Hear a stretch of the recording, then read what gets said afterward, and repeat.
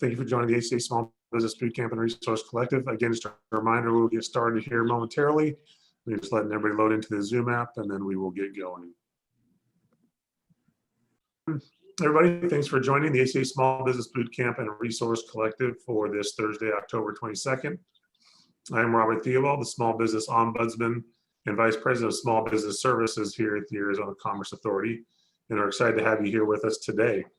I want to first start by thanking all of our community partners. This is just a very small sample of the 80+ community partners that have helped with our small business boot camps over the past 26 weeks. We've been doing these for quite a while now, and we enjoy doing them and could not do them without our community partners. So the ACA Small Business Bootcamp and Resource Collective is designed to help prepare small businesses to work through the COVID crisis and emerge stronger than ever. It is a statewide initiative supported by our community partners from all corners of the state. And the boot camp is going to continue through December and into 2021, along with our resource collective. So our small business boot camp, you can access the registration and other resources on it through the website, azcommerce.com/small-business-boot-camp.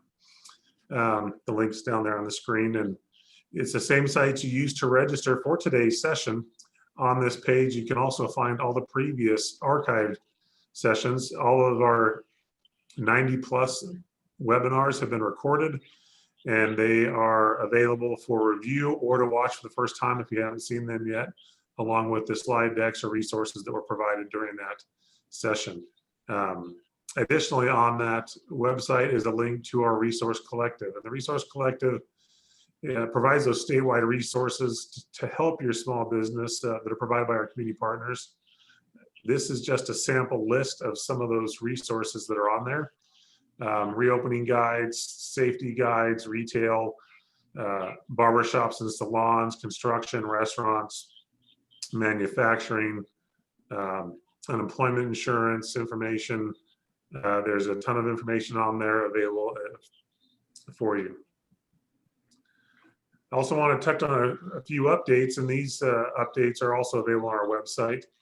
But there's some grants. Florence has a grant program, Phoenix Rise Micro Business Grant, the Tempe Small Business Grant, and the Surprise Small Business Relief Grant. Those are these are the links, and then you can also find the information on our website. But those grants are open, and the application process is open until the end of the month. And so we wanted to kind of make note of those. So if you're in one of those areas, you can get an application in before the window closes. I also want to make a note about this bottom link on the screen down here, the BBB Empower Main Street Accelerator. This is a program between the Better Business Bureau and GoDaddy, and GoDaddy has backed it with an accelerator for Main Street style businesses. And it's a multi-week program, and they are offering some scholarships to be able to participate. And that application for that program also ends at the end of this month, and the program will start in December. It looks like a really nice program for small businesses to develop and grow their businesses. So I wanted to highlight it there.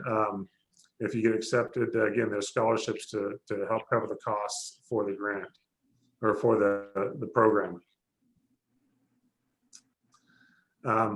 Those links to our grants, you can find them on our Arizona Business Resource page, or azcommerce.com/COVID-19 under the financial resource tab when you go to that website.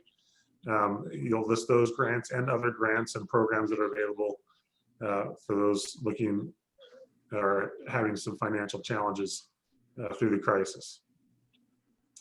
Additionally, on our website, we keep it updated with the newest information. And so please take a look at that. Some other programs that the Arizona Commerce Authority offers for small businesses are small business services. We can help with navigating through the SBA, SBDC, SCORE, local banking contacts, etc. Our workforce division can work with you as you are working to hire or train employees of many of the programs that they have. And then our Arizona Manufacturing Extension Partnership, Arizona MEP, can help work with you if you're a manufacturer looking to start, grow, or scale your business.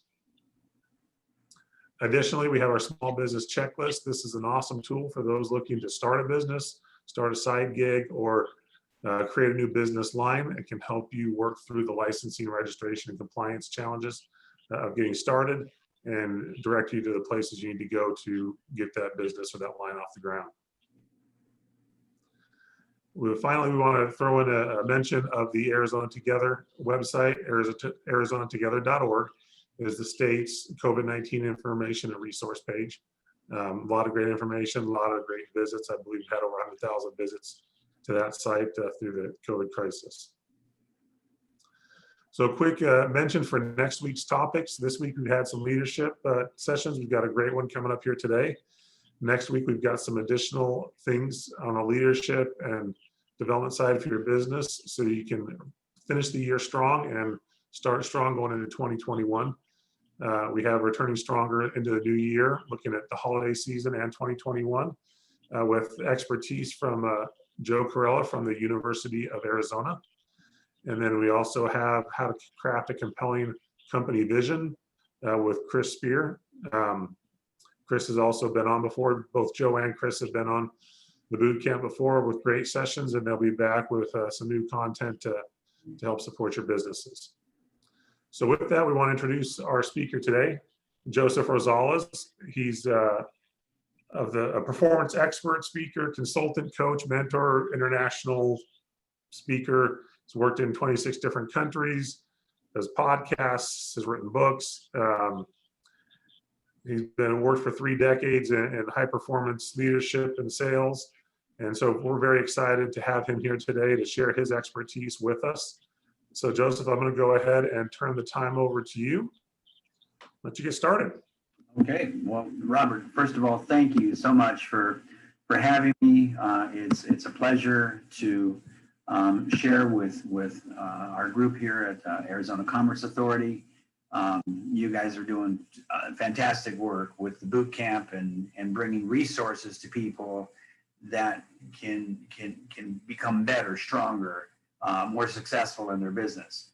And a lot of the things that you talk about aren't just for small businesses, they're business practices in general, and they apply to every business of almost any size. So thank you again for the work you're doing, and thank you for having me here today. As Robert said, my name is Joseph, and I have the pleasure of sharing with you some information about leadership. And one of the things that we've been working on for the past several months is a new book that I just launched, and it's called The Leader of You. And for some reason, my screens aren't advancing here. Let me see what happened here. There we go. Okay. You know, the idea of having leadership as a focal topic today and for the next couple of weeks is really important, because especially today, as we're in a very changing, very dynamic environment all over the country, all over the world, leadership has never been more important. Leadership is essential to any endeavor, whether it's a business, a sports team, a not-for-profit organization, a society, a community. Leadership is at the core of everything that makes things better. And when you bring people together to try and accomplish an objective, that's when leadership really shines. So I'm excited, and I want to also thank Lisa and Faith for being here from Arizona Commerce Authority and for helping to make all this happen as well. So let's get right into it. Our agenda today, we're going to be talking about leadership. The title of this talk is loosely based on the title of my newest book, my 4th book, called The Leader of You. Concept being, you can't really be an effective leader of others unless you're first an effective leader of you. And we talk a lot about reflection and mindset and leadership blind spots, and I'll cover a little bit of leadership essentials today, the language of a leader and the legacy of a leader. And we're going to be on for about 60 minutes, probably. Now it looks like I got about 45 minutes to share information with you. And we're going to start with some questions. And thank you to those who submitted your questions via email to ACA, and they forwarded them to me. So I'm going to have a chance to address some of those questions today as well. But I wanted to start off with just a thought.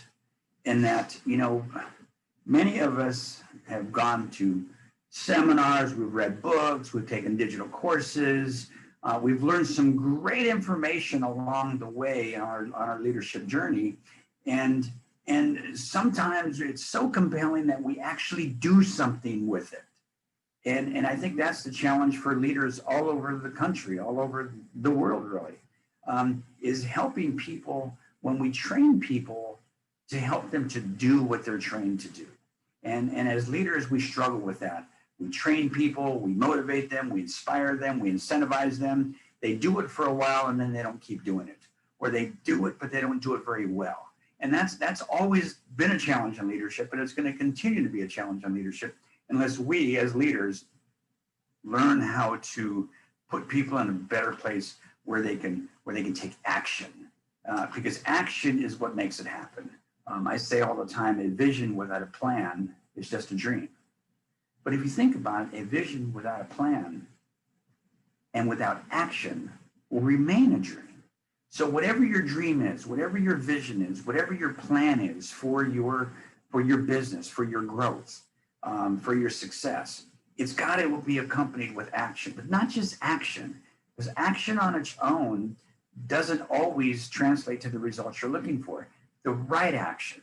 So, and I can say it another way, it's not what you know, it's what you do and how you do it, how you implement, how you execute your process, how you train people. In a book I wrote, you see a copy of it on the back wall there, Customer Service is a Contact Sport. I wrote that book in 2005. And today it's very different, our business environment, but it's also very much the same, because you have to engage people. Whether it's a presentation you're doing, whether it's a training you're doing, whether it's a conversation you're having, you as the leader have the ability to have a dramatic effect on how people see it and how they do it. I say in the book, training is more than telling. Sometimes as leaders, we want to take enough time to tell people what to do and hope they do it. And I know one of the questions that we had come in from some of the participants was, I tell people what to do and they don't do it. How do I do that? I get frustrated when I tell, and people don't do. How do I bridge that gap? Well, we talk about that, and we talk about it a little bit today. So I wanted to start out with just, that as a foundation. What you're going to learn today is not going to change anything unless you do something about what you learn. So the challenge for you today is to begin to see that, maybe, and I know we all take action. I know we do that all the time. But what about you? How do you see things? Leadership is essential to the success of any endeavor. Anytime you put people together pushing toward an objective, leadership matters. And leadership is what makes it happen. So I have a question. And this is a question I'd like some responses to. And if you can, Lisa, if you can see when anybody raises their hand, I have a question. What percentage of leaders do you believe were born versus developed? Because this is an important question. Often we think I'm not a born leader, so that means I can't be a leader. But I'm going to ask a question, and if you either type it in the chat box, and Robert will read off some numbers. It's not really an official poll, but I'm just curious, what do you think the percentage of leaders that are born versus developed? I'll give you just a minute to answer that, or raise your hand.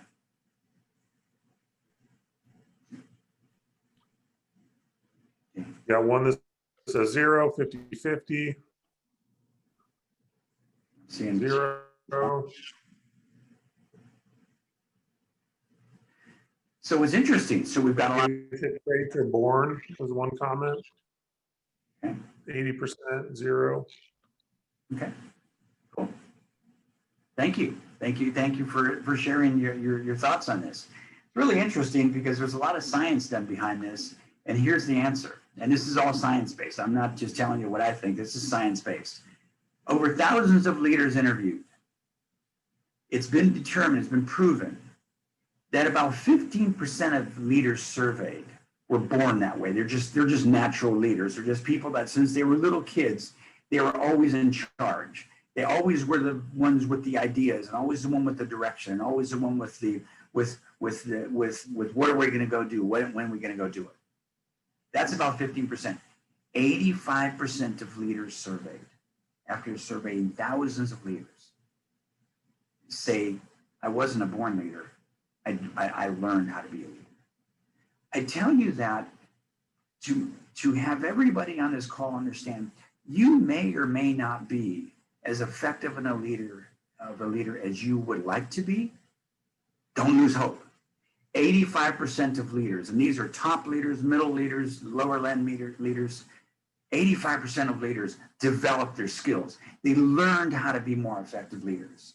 And that's hope for all of us. I happen to be one of those people that was a born leader. I was always leading my friends. My friends were always, hey, Joseph, what do you think? And should we do this? Or what's your opinion? I don't know where that came from.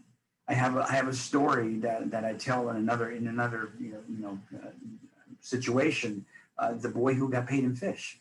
My first job was when I was 7 years old, and I went to work in a pet store, and I got paid in fish. My stepfather had asked me to, he bought me a tank, and then he says, now you got to do yard work to fill it up. I didn't like doing yard work. So I went to the pet store, and I asked the guy at 7 years old, I rode my bike there and said, do you have any work around here? And if I do it, would you pay me in fish? And he said, sure. So where did that come from? I was a leader of me when I was 7, and I learned more. So it's really interesting because we all have our story about where we started, but we all have our story also about what kind of leaders we think we are. And you might be an even better leader than you think you are. And there might be some areas that you can improve upon.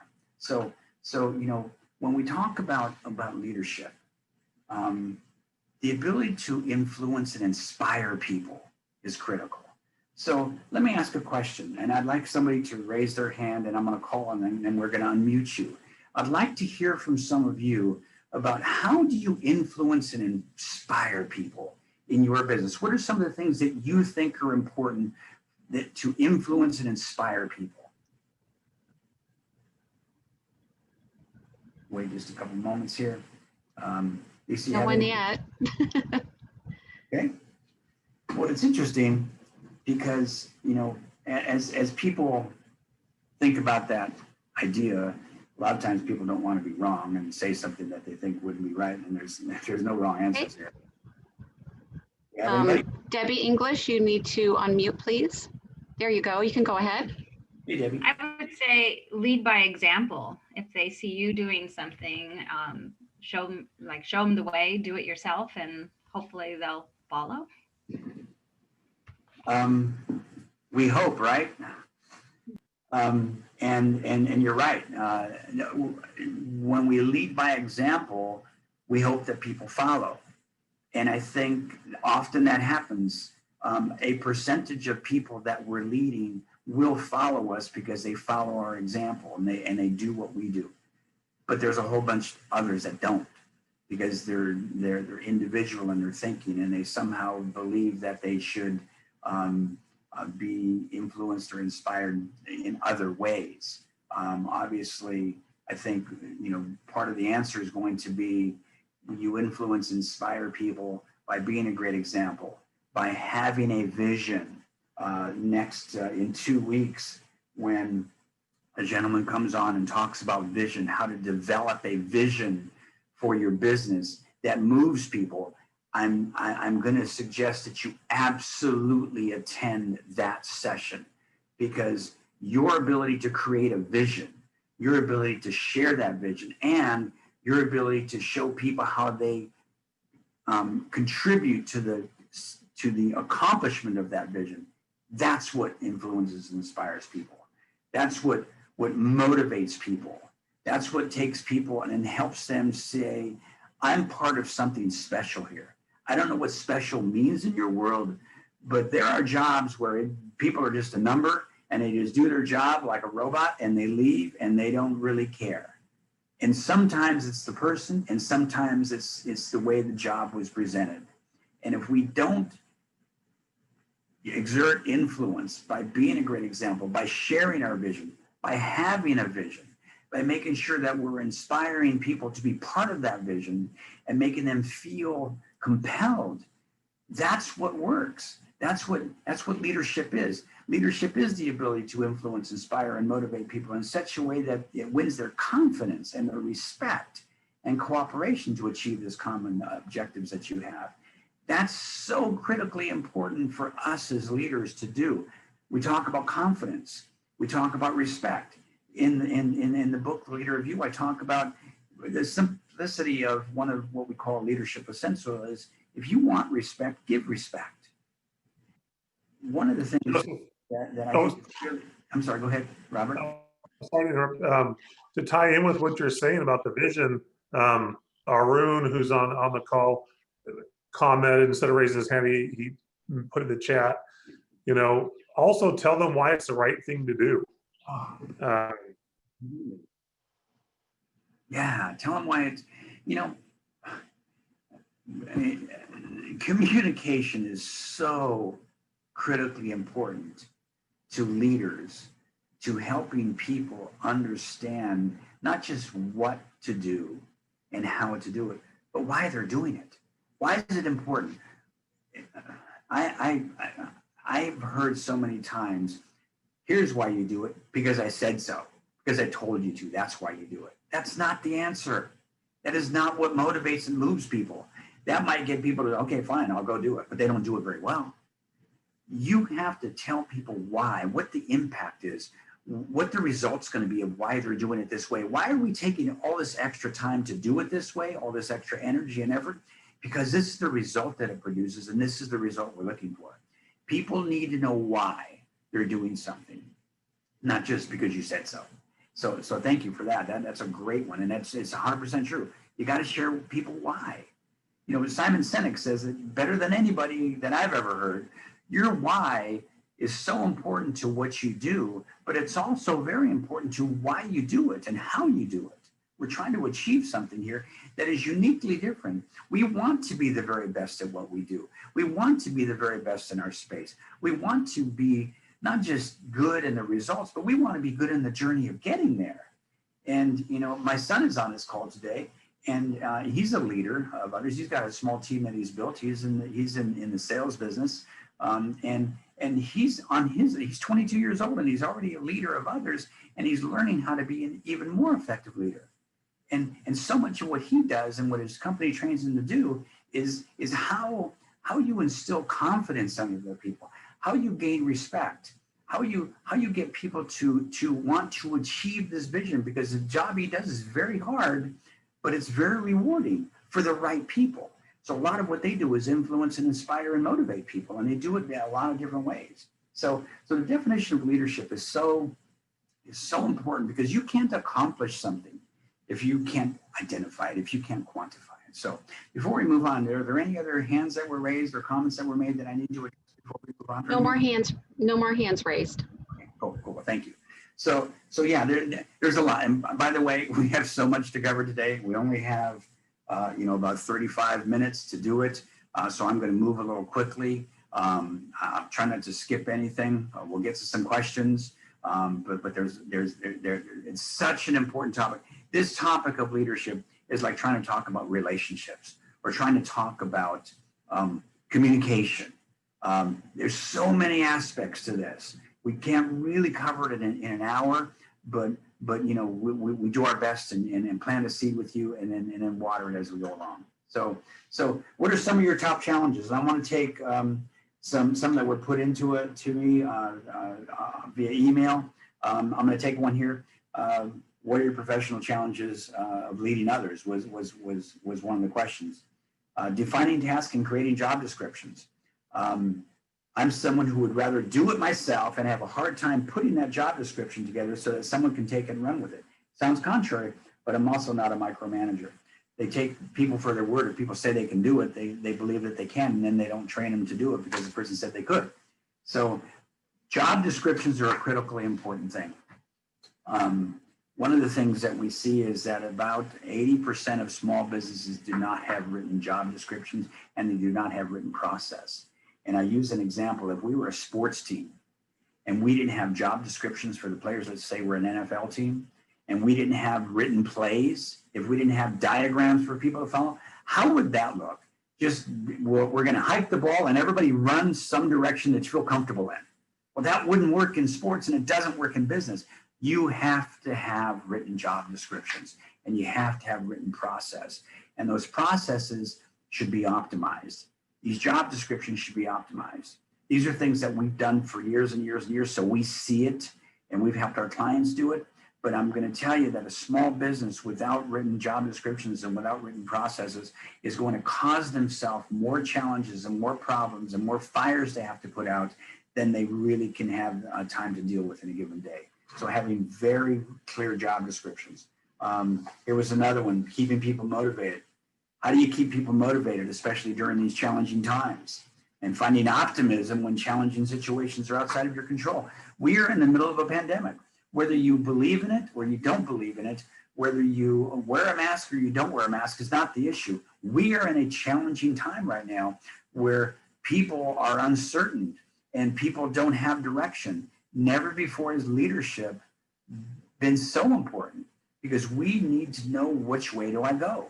And I think it's important sometimes for you to, and somebody else asked about buy-in, how do we get buy-in? And how do we help people move through these times? Well, basically, it's having conversations. It's not that hard, but it's time consuming to get your people together and say, hey, here's where we are. And here's where I think we could go, but I need your input. I need you to share with me, what do you think? And not that you have to agree with everything that everybody says, but you need to listen. You know, one of the things we talk about in the book and the digital course is communication starts with listening, and listening is more than hearing. Many people hear, but few people listen. Think about that. Many people hear, but few people listen, because listening is one of those things that requires you to listen with intention of understanding, not just waiting for the other person to stop talking. There's a big difference between listening and hearing. And so when we're talking about how do we motivate our people, we got to listen to them. We got to find out what's important to them. Everybody motivates differently. To think that every person is the same. I know people that have twin children. They were born within moments of each other, and they are diametrically different. They are so different than each other. One's quiet, one's outgoing. How can that possibly? They grew up in the same house. They were born from the same mother. They ate the same food. They watched the same programs. They hung out together their whole life, and they're completely different. Well, if twins are different, how different are your employees? So yeah, leadership requires that you be able to understand your people, look at your people, find out what's working with them. And the best way to find out that is to ask them, have those meetings. Here's another one. What are one of your greatest leadership challenges? Making it too personal. And this is one that a lot of people struggle with. How do we keep it from being personal when we're working so closely with people? Often it's just understanding that this is business, and being clear with people about, this is business, and I need you to help me understand how we can move forward together, because I really enjoy working with you, but we have to produce the results. And anything I can do to help you to be better at producing those results, that's my job, that's my commitment. And sometimes people just need to know you care. One of the greatest leadership advantages today is empathy. Understanding how people are, understanding where their limitations are.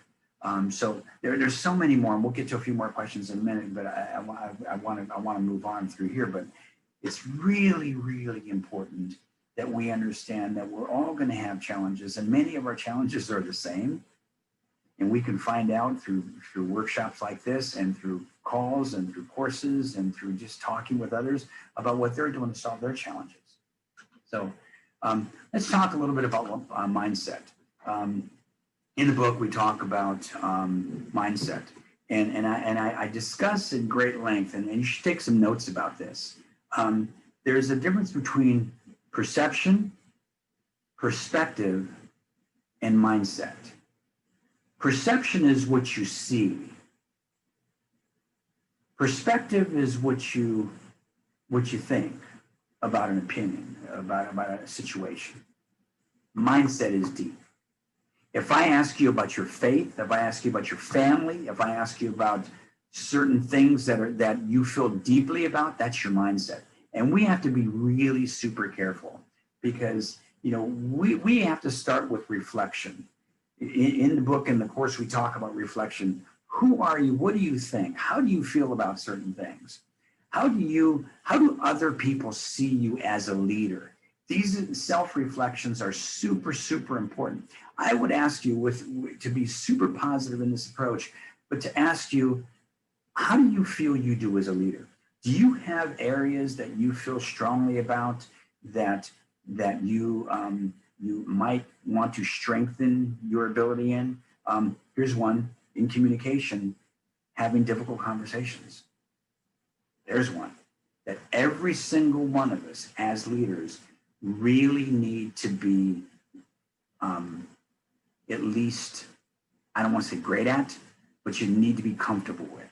You need to be confident with having difficult conversations, because there are conversations today that you should be having with your employees, with your staff, with your partners, with your spouse, with your children, with your family. You have to be willing to have difficult conversations. And there's ways to do it. There are ways to set them up and ways to move through them so you come out on the other end with a positive result. Because having a difficult conversation that comes out with a bad result, that's what you're afraid of anyway, right? But see, that comes from mindset. That comes from, I'm going to have difficult conversations when they're appropriate to have, when they need to when they need to happen. If you don't, then things always go to the point where it's not good.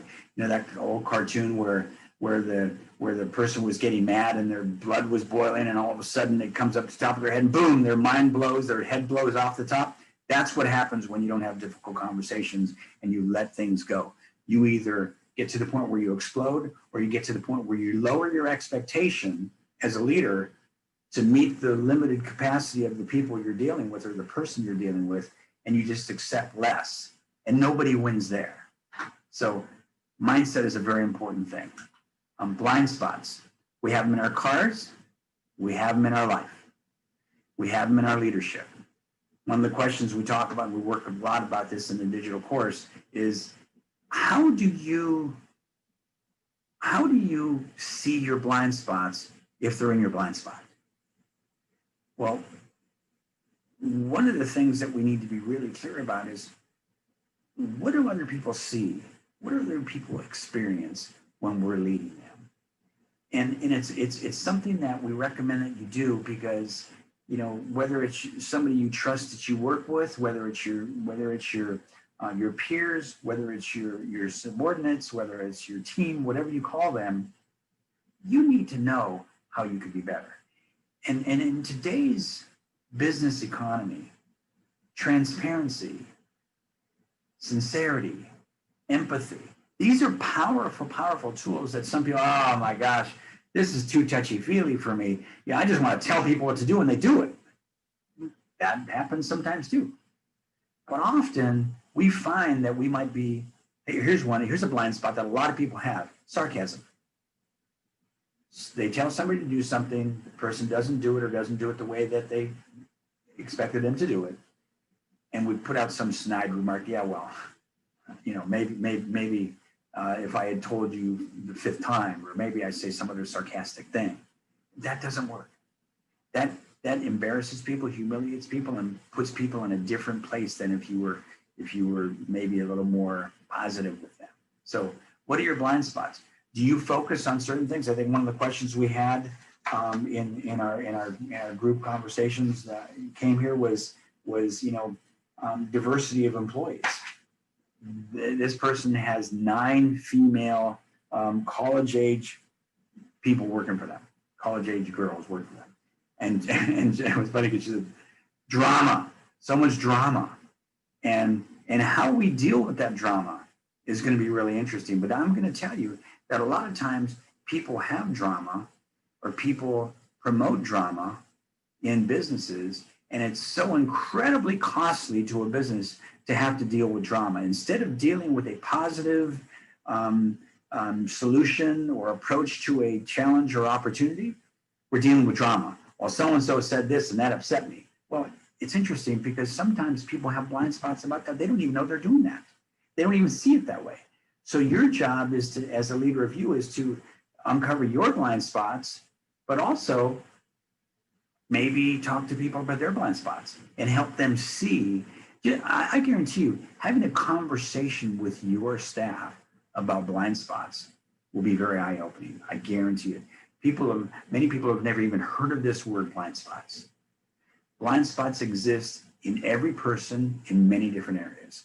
And until you can identify those blind spots, you can't work to improve them. Hope that makes sense. So blind spots. Essentials. Oh my gosh. There's 20 or so essentials in the book. And one of them that we talk about is trust. And I'd like to ask a few for some more input. How do we generate trust in others that we're leading? I'm going to give you a minute. Either put a comment in or in the chat box or raise your hand. I'd like to know from you, how do you generate trust? This is so essential to a leadership relationship. How do you generate trust? What are some of the things that you can do?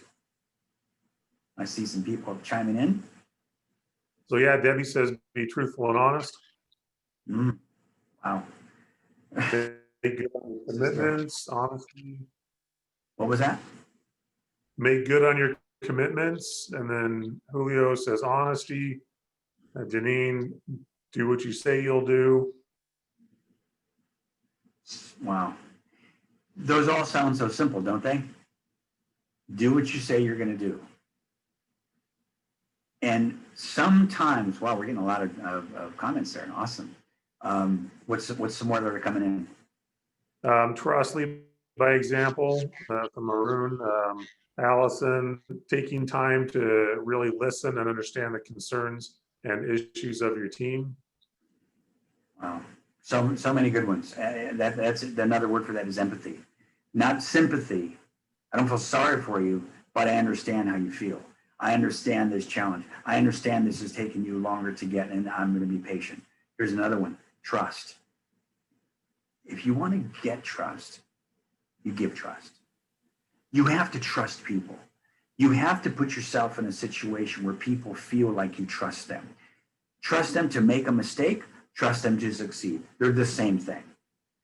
And when we put people in a place where they're afraid to make a mistake because we yell at them when they do, you will get very limited performance from those people because they will figure out a way subconsciously to not make a mistake, which means they won't stretch themselves. Give trust, get trust. Give respect, get respect. But you need to always tell people what the expectation is. I'm going to trust you, and I need you to trust me because we're both working for the same thing here. And when my trust fails you, let me know about it. Because I want to do everything I can to have us have a relationship built on trust, respect, confidence, all of these things that just have to do with trust. How about something like what's another one here? I think there's I have a list of them right here, and credibility, passion. Passion isn't going around crazy like, oh my gosh, I'm so excited. That's part of it. But having passion, a quiet passion about what you do, you're fully committed to doing what you do, and you love what you do, and you show that every day. You show up and you show out. You show up every day being the type of person that you want your people to be. If you want people to be there on time, then you be on time. If you want people to be enthusiastic every day, you be enthusiastic. If you want people to go above and beyond, then you go above and beyond. And as a leader, you can do it quietly or you can do it in front of people. But if you want it to be an example, you can't do it by quiet all the time. Sometimes you got to let people know, you know what? Here's how we're going to approach this and do that. Self-control. Oh my gosh, this is a huge one. I see leaders and managers living frustrated leaders and managers' lives, and it shows in their frustration. It shows in their in their lack of control. Sometimes shows in their explosiveness or their frustration or their snide remarks or whatever it is. But you as a leader have to control yourself. You have to be willing to be strategic in your conversations, strategic in your comments, strategic in your directions. And this all sounds complicated. It's not, because most of it's all mindset. It's how do you think about it? Here's another one. Integrity. Integrity is a huge, huge leadership essential. How do you show integrity? You show integrity by always being honest, by always doing the right thing. Whether it costs you or doesn't cost you, you do the right thing. You do the right thing, and your team sees that, they do the right thing. And it's a culture that you build. We call it a performance-based culture, and it's a culture that is influenced by leaders and by leadership. So some of the other essentials, and there's a bunch of them. Tolerance, here's another one. A leadership essential, as a leader, you have to be tolerant. Tolerance should not be misinterpreted to mean you accept low performance, that you accept what other people are willing to do. That is not what tolerance is. Tolerance is, I guess you can confirm it by looking at intolerance. Intolerance is every time somebody doesn't do what they're supposed to do, you're on them and you're jumping on them, yelling at them, rolling your eyes, giving them the breath, and whatever that sigh is that we do sometimes, can't do that because it has an impact. Everything you do as a leader has an impact, whether it's good, bad, positive, negative, neutral. Here's a neutral response. You say nothing. Well, I said nothing. Well, should have said something probably. Either give them a compliment, say, great job, that was awesome, or that was a great effort, didn't quite produce what we were looking for. Let's talk about that in a little bit and talk about how we could have made that better. Really important. So there's a ton of leadership essentials. Again, we don't have time to go over all of them today, but I will tell you that if there are 20, 25 things that a leader does, and you can do the majority of those in your own way with your own character, you're going to be an even more effective leader. I use that word on purpose. Even more effective, even more successful, even better at whatever it is you're doing. You can be an even better husband, even better father, even better wife, even better mother, even better leader, even more successful. We can all be better. And that's the mindset that I have. What I do is I help, and I've been doing this for over 35 years. I help people reach their potential. But to reach their potential, they have to see their potential. They have to see that there's something more. And this is for your employees, your staff, your spouse, your peers, your partners, your family. Everybody should be able to see that they're capable of more in their own way, in their own space, and at their own level. Everybody doesn't want to be a rock star. Everybody doesn't want to be that top 20%. Some people are comfortable being in the middle, but that's okay. Help them be at the higher level of middle. So, here's another one. Vision. We talked about that. Clarity. One of the things that I see with leaders all the time is I watch them give instructions. We do a lot of on-site work now. It's more video and more recorded. But we see sometimes when we give instructions, we're not clear. We have to be super clear in our instructions and super clear in our expectations and super clear in our process if we want people to perform to that level. Robert, I see another comment just came in. Is there something that you wanted to jump in there with?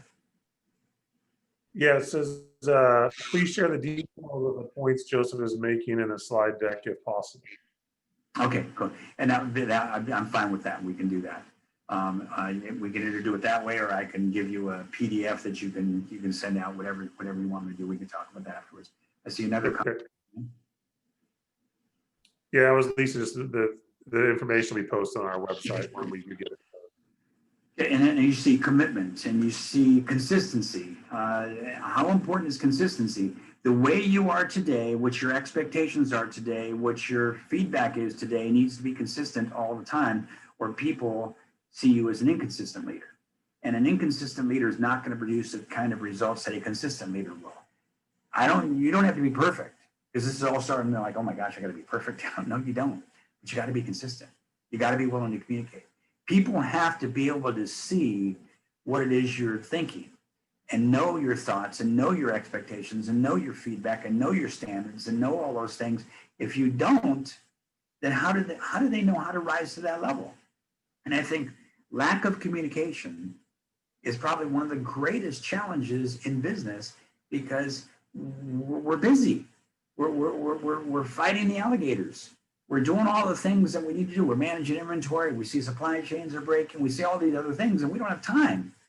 But if you don't have time to spend in developing your most important asset, which is your people, then you're going to struggle in business, and especially in the area of leadership.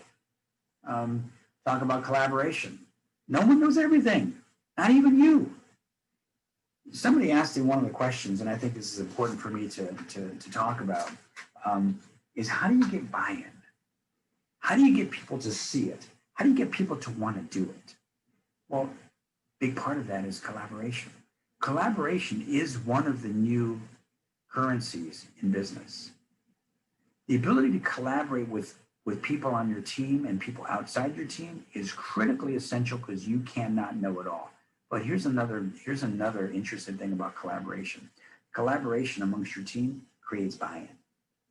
It creates buy-in because when I give you my ideas and we kind of, float these ideas across the table with each other, all of a sudden people go, yeah, I had input to that. And we can get agreement when we're collaborating. And when we get this collaboration going in the right way in our businesses, then all of a sudden everybody gets on the same page. Isn't it amazing the visual that what if we were all on a rowboat and there were 10 oars in this rowboat, and we just said, okay, we're all just going to row as hard as we can and kind of just go whatever direction, whatever pace, but just go do it. That would not be nearly as effective as if we collaborated with our instructions and we coordinated our efforts and we're all moving at the same direction at the same time. That is a very, very different result. And it happens in business all the time, where we have the idea, we tell everybody what we want them to do, and they go do it, but we didn't get their buy-in. So we're having some people pulling on their oars harder than others, and some people making more effort than others, and we have a hodgepodge of effort going on, but everybody's trying hard. And we give credit for that because people are trying hard, but what if we had collaborated and coordinated and we had really gotten ourselves together, and we do that by getting collaboration and buy-in. Respect, we talked about empathy, we talked about that, patience and tolerance.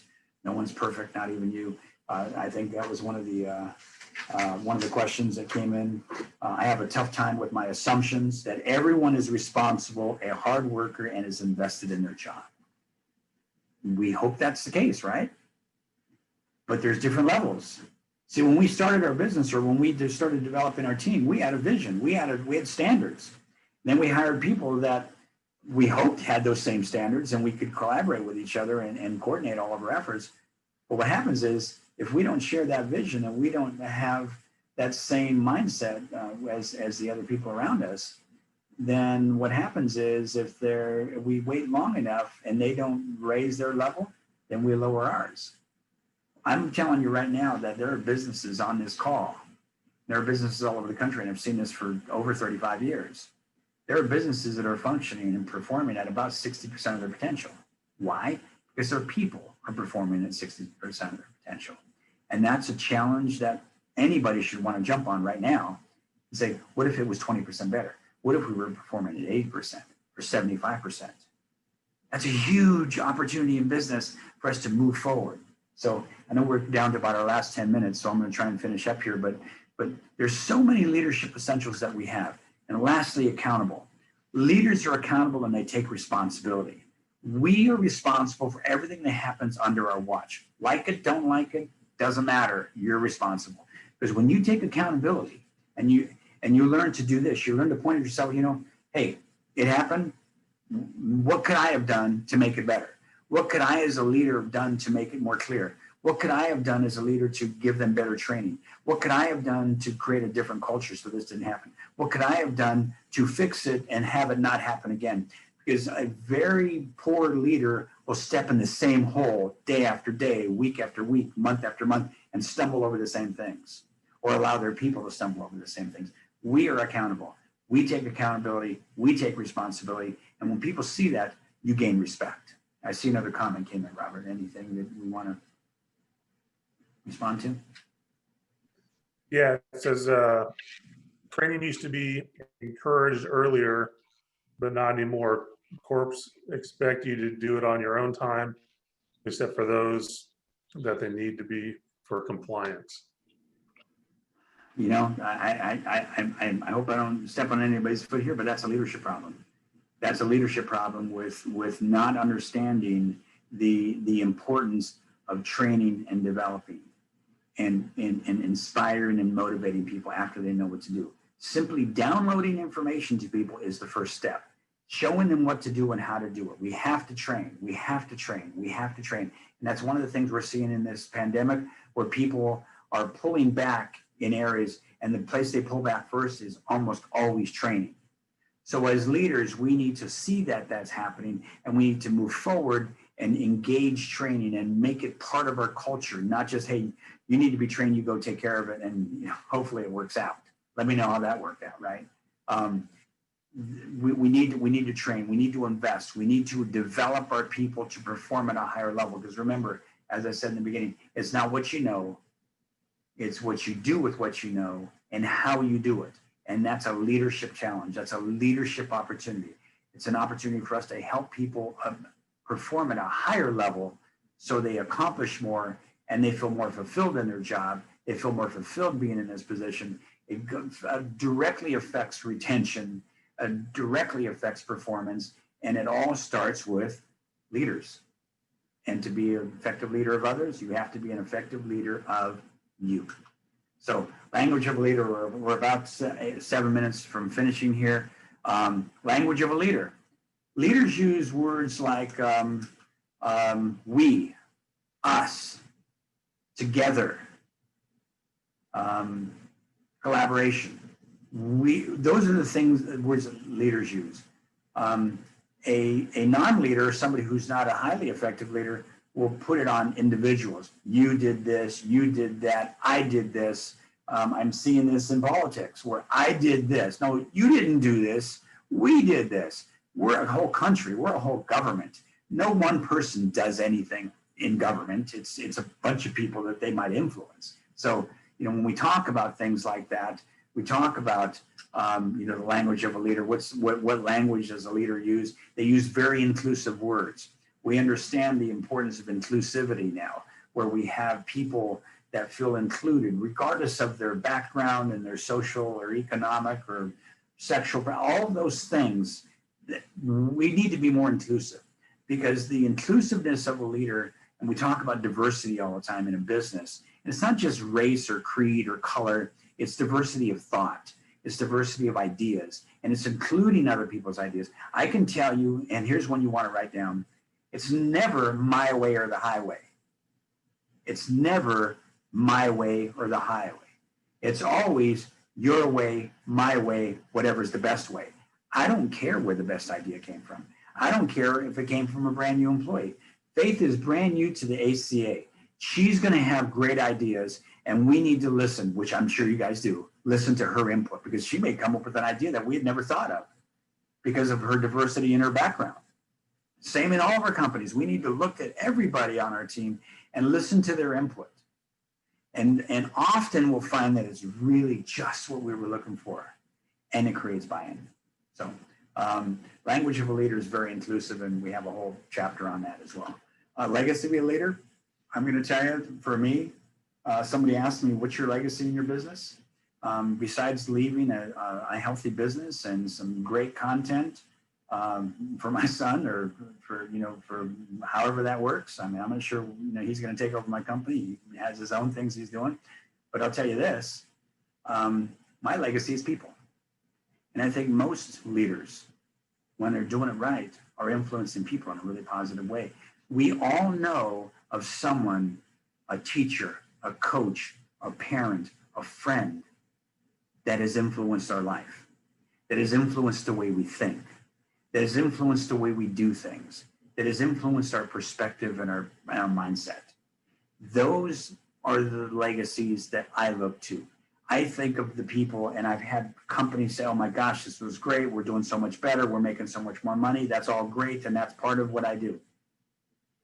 But some of the ones that touch me deepest are when a spouse comes to me and say, my husband or my wife is an even better communicator. You've changed the way they see things. That's what inspires me. That's what makes me feel amazing. That's what, when I see somebody who was struggling and now they're getting it and they're smiling, yeah, I got that. That really helped. Thank you so much for sharing that with me, for giving me that feedback. I would have never known that I could have changed this if you hadn't said anything. Because people are myopic by nature.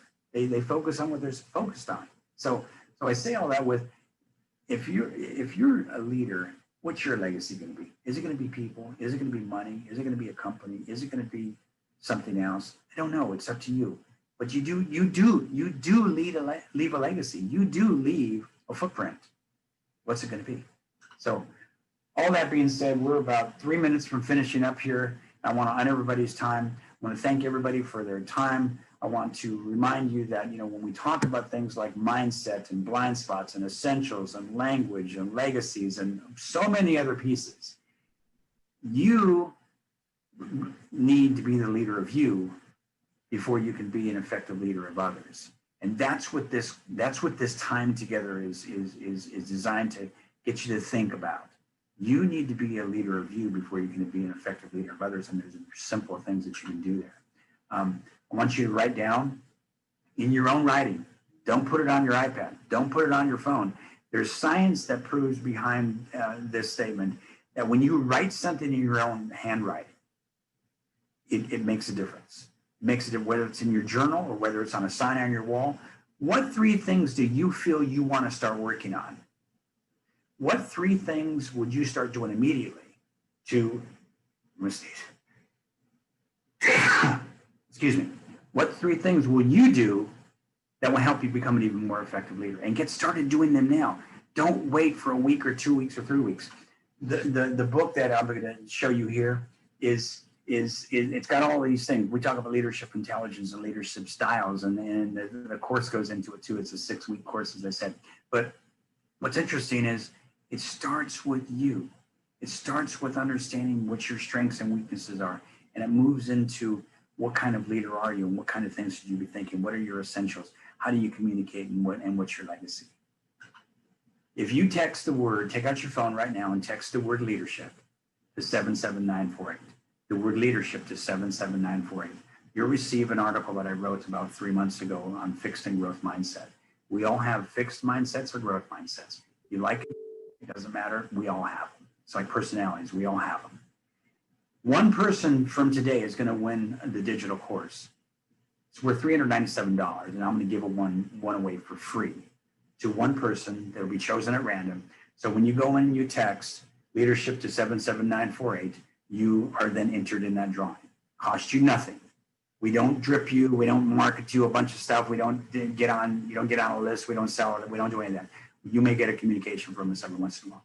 Everybody else who texts that number to 77948 by Friday will receive a 20% discount on the digital course, and it's available. The digital course is available starting next Friday, the 30th of October. So that's my gift to you today. I want to encourage you, though, to really reach out. If you think that there's a challenge or an opportunity that you can't move past and you want to talk to me, my contact information is going to be on the next screen. We have a business call we do every week called Business in a New Normal. It's on LinkedIn and YouTube. You can go to that. You can check it out. This is my contact information. Anybody who emails me at that address, I will give you a 30-minute strategy call for free. That's a couple $100 value.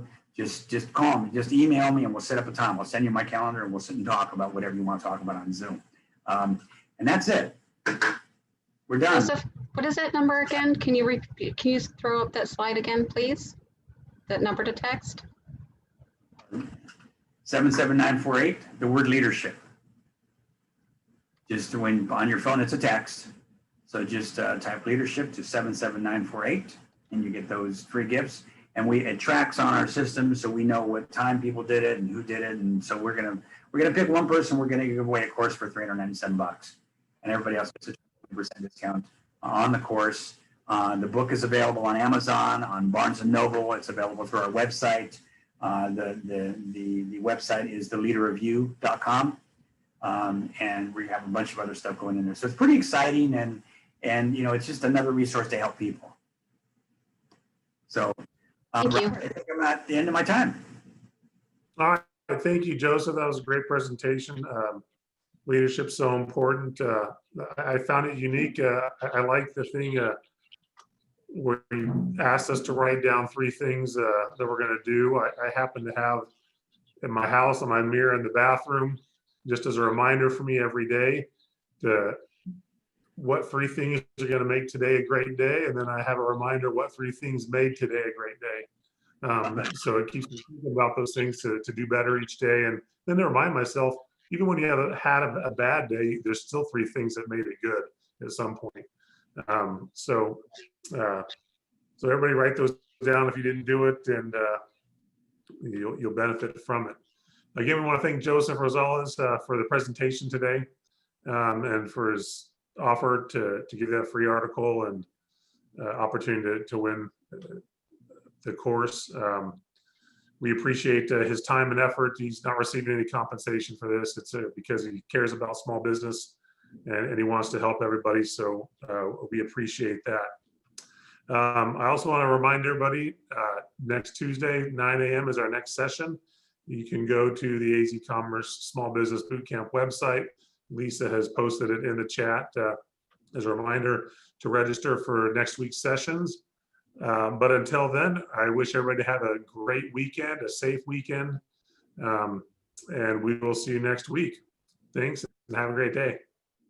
Thank you. Bye-bye.